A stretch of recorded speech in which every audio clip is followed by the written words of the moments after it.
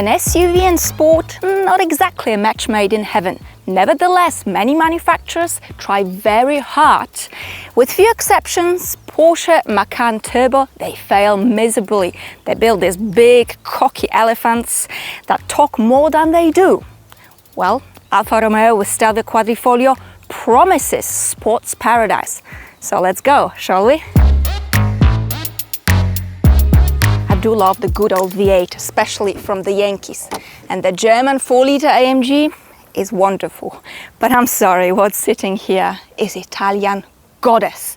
Twin turbocharged 2.9-liter petrol engine, V6, pumps glorious 510 horsepower, 600 newton-meters of torque, available to you from 2,500 RPMs.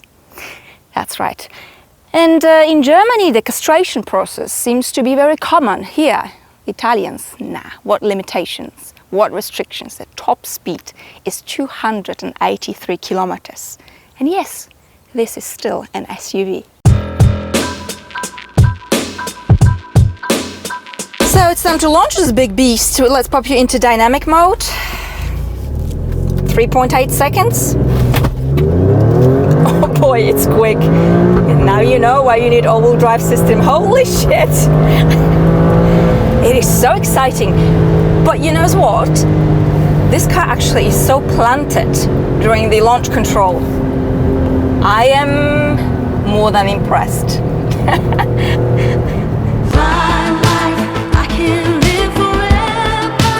So we've got 2 cylinders less than the famous V8 from Ferrari and Maserati, but Alfa Romeo can claim all they want. This engine is still a cousin of the Ferrari 154, and it can be felt at every second behind the steering wheel in this car. The relationship is certainly very, very pronounced.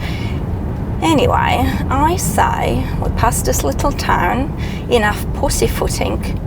God forbid I break the law. Foot down. And this car is simply ferocious. This engine is phenomenal. It is a masterpiece. I'm driving just in a neutral mode. Foot down. Wild animal is probably the accurate description.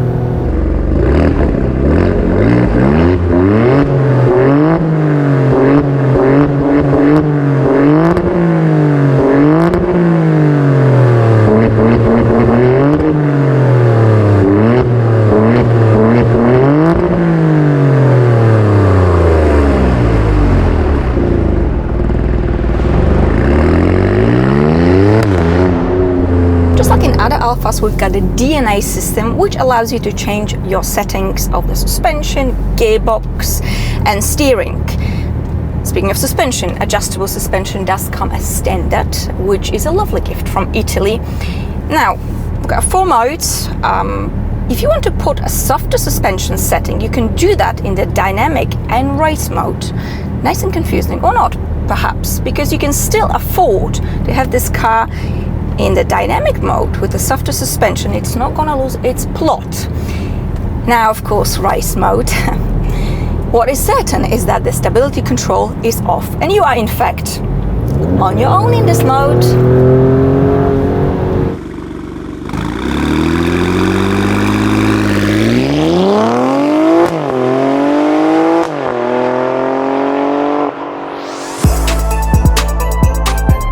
And how does it feel to be a passenger in the sports STELVIO QUADRIFOGLio? Both seats are adjusted for my height, which is 1.7, 5.6. Actually, the legroom is pretty good headroom. You've got the sunroof running across the car. So there you go, it's practical and it's pretty wild. Notice it's getting cold and it's getting darker. So as you cruise in a neutral mode, anywhere below 3,500 RPMs, this car is actually pretty civilized. I mean, you still hear this V6 purr. This sweetheart ain't going anywhere anytime soon. But surprisingly, it's actually a pretty decent long-distance cruiser. It is comfortable, it is not tiring, unlike many of these so-called sports SUVs. So Alfa Romeo has done really well here.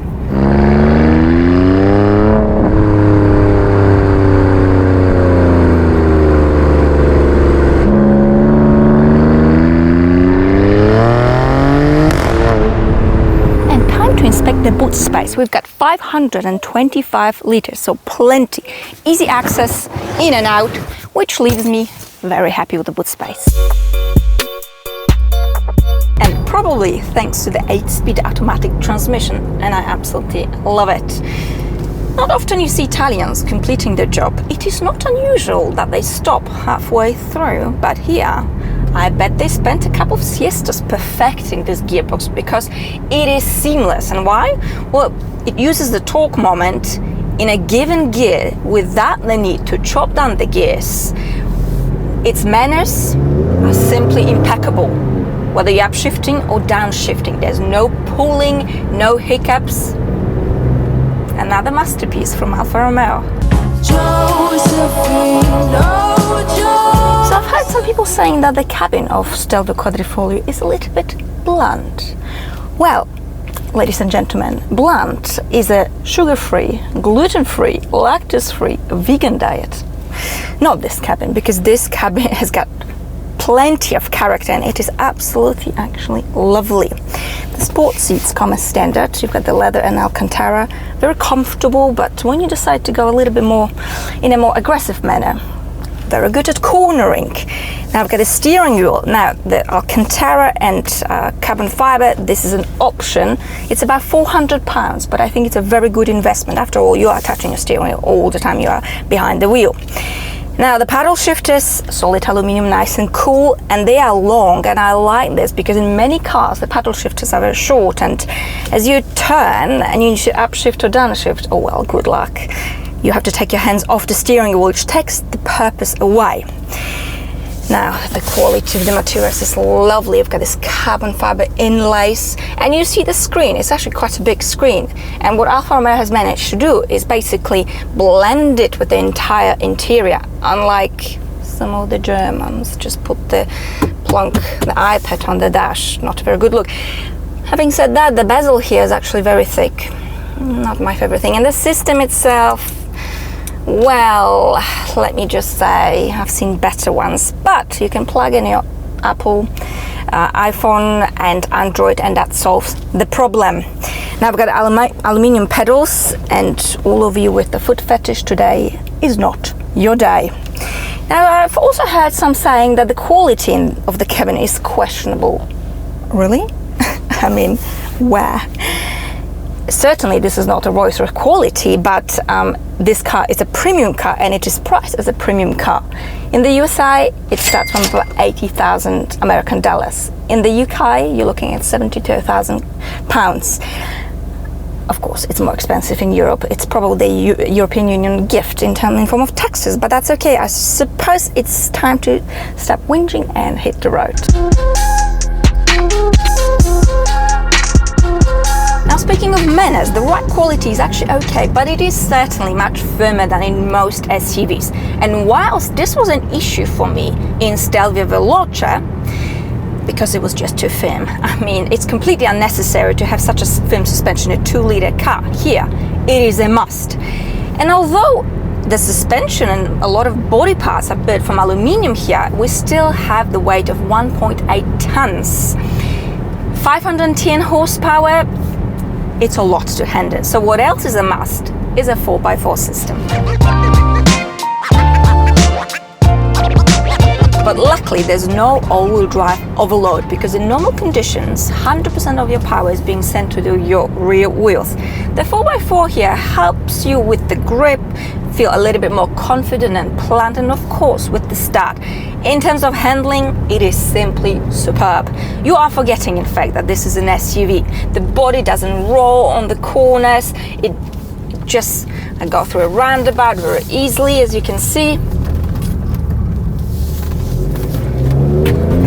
Can you get this far by saying that this is a great car for a racetrack? Yes and no. I recommend Giulia rear-wheel drive to be your race track car. This is a perfect, wild, sporty family car.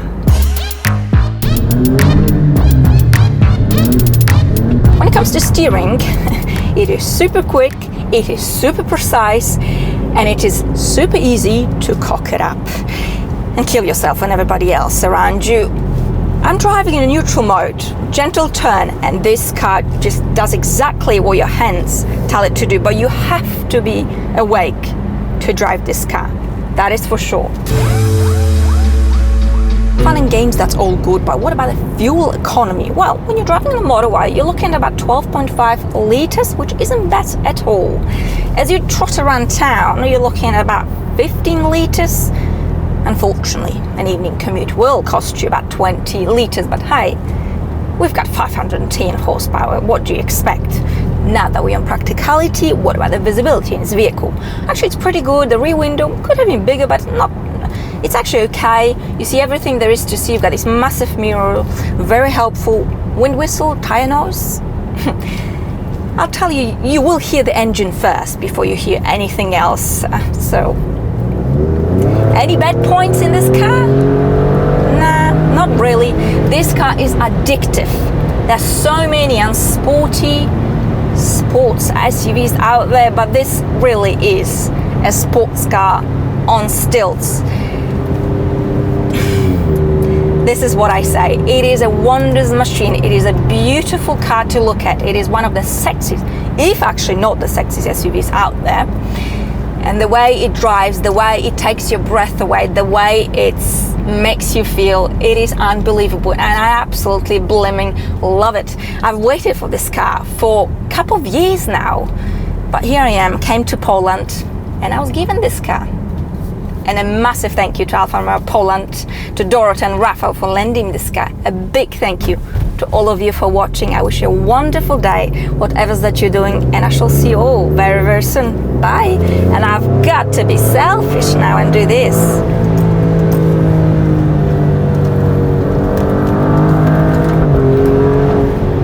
That's why I love it.